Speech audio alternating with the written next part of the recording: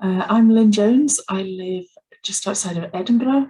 I'm a primary teacher by training, and I'm also an EdD student at the University of Strahclyde in Glasgow. I'm partway through my doctoral thesis, and I'd like to tell you a little bit about it. My thesis aims to investigate how teacher leadership is understood and experienced in Scotland. Now, I use digital tools, including filming myself, a bit like this, to create participant information clips that I then posted to a YouTube channel, to a WordPress blog, and to Twitter. The idea was to encourage educators in Scotland to take part in this study.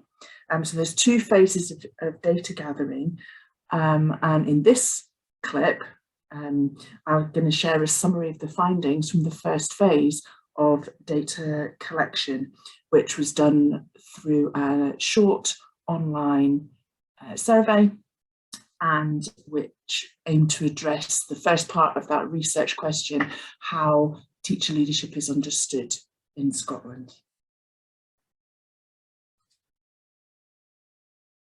So the online survey comprised one main question, that's all. What does teacher leadership mean to you? So I collected 43 responses in total. 20 of those were from teachers across all sectors: early years, primary, secondary, special ed. 8 responses came from senior school leaders from all sectors. There were 5 teacher educators, 2 student teachers, 5 who said they worked not in a school or in a university setting, but in another educational role. So that could have been for a local authority, for a regional improvement collaborative, for a national agency, for example. So 5 of those people. And 3 people said that they had kind of dual roles. There was one teacher / school leader, there was one teacher / other, and there was one teacher educator / other. So 3 people who were kind of what we might call boundary spanners, I guess. So responses varied in length and in detail, but all of them were valued and all of them were analysed. So they were analysed within and across those respondent categories. There was iterative analysis that led to the construction of inductive codes, and those codes coalesced into 5 themes, really, that were interlinked, but those related to the what and the how of teacher leadership. So what actions, what activities, what approaches, what roles and responsibilities were considered to be teacher leadership things. Secondly, the who of teacher leadership: who was a teacher leader, who was doing the teacher leadership. So when in career stage, or what positions, when in their career continuum, that kind of thing coming through. Thirdly, the why of teacher leadership. So people who were teacher leaders, why were they doing it? What's their motivation? And their personal dispositions, their professional attributes, and also contextual factors came into that also. And then fourthly, whereabouts were teacher leaders doing their teacher leadership? Where was it happening, and with and for whom? So that was kind of where was the sphere of influence, really. And then the 5th category, and the final category, was around tension. So things are not all positive when we think about the concept of teacher leadership.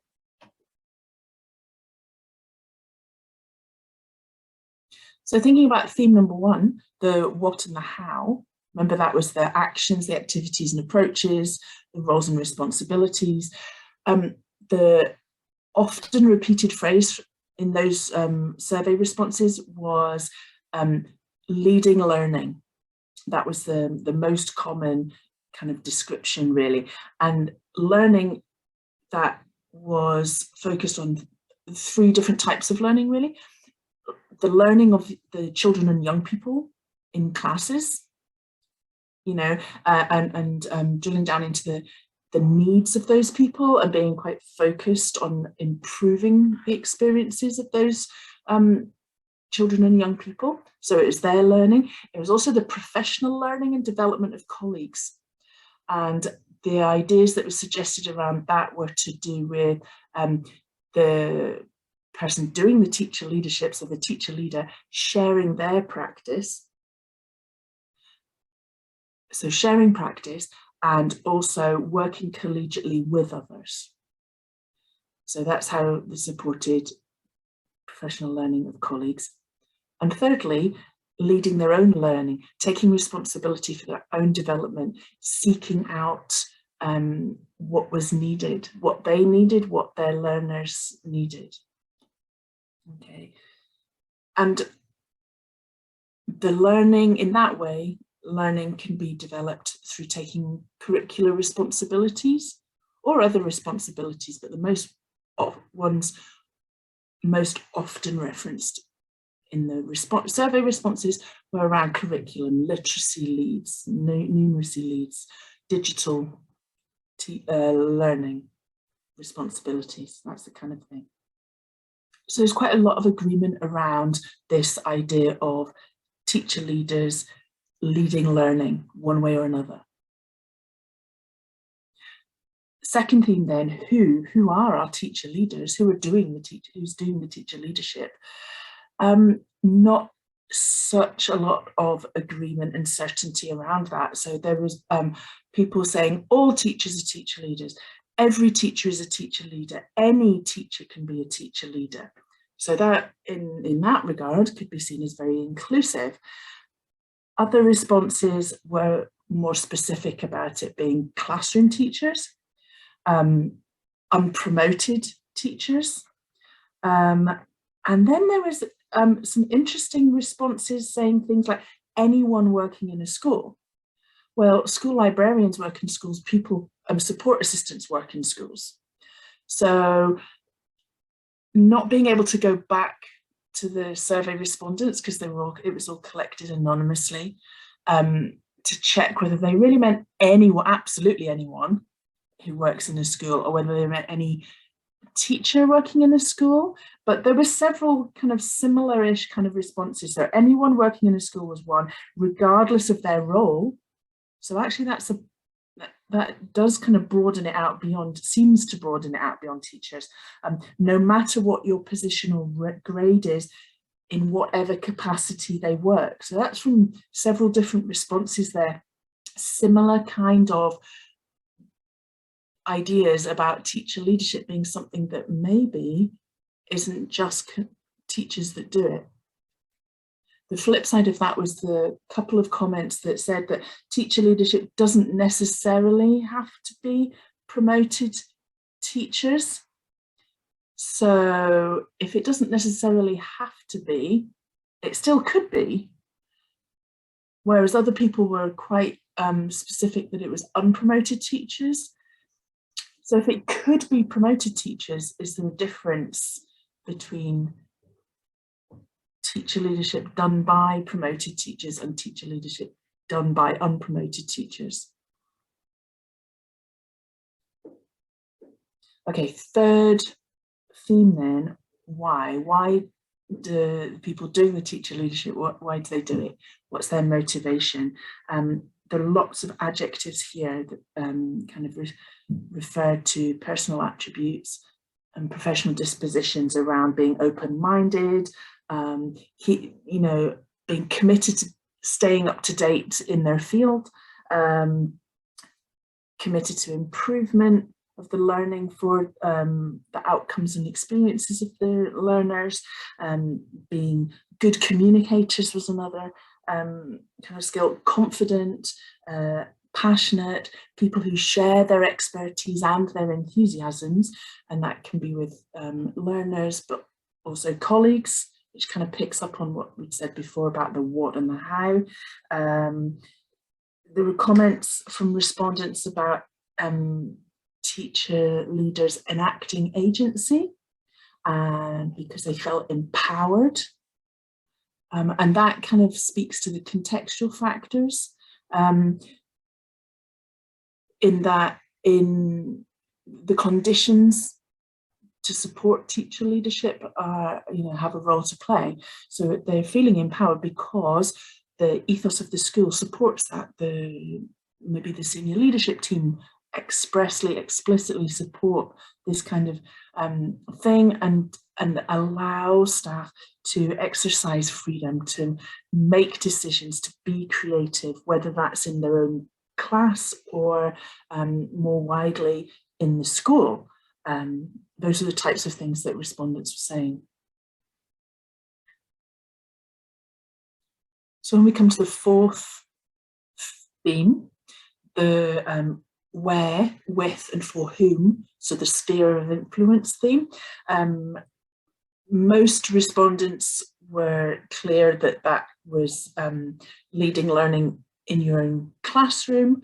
That's kind of gave the foundation for teacher leadership influence to kind of spread beyond that, though, and based here, founded on practice in class, but often then teacher leadership could be exercised, could be done to involve stage partners, within a department in secondary, or stage partners with primary, and then maybe a whole school responsibility that could be done by a teacher leader, but equally that influence might be spreading beyond to a cluster or a learning community,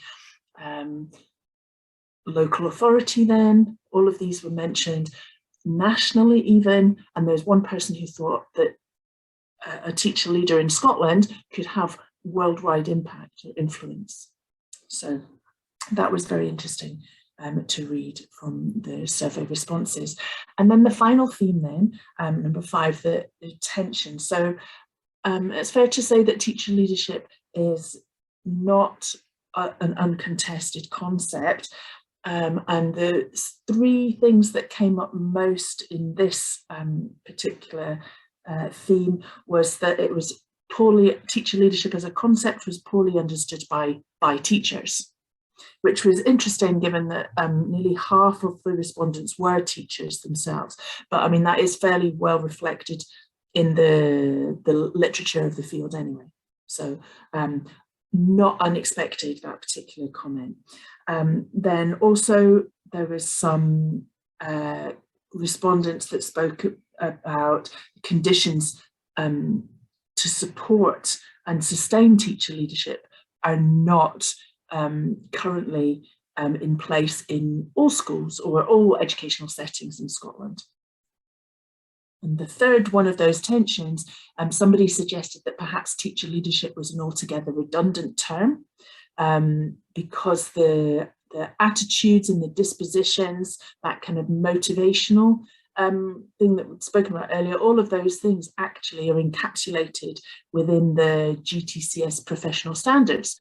So teacher leadership is just an extra piece of jargon that's not needed.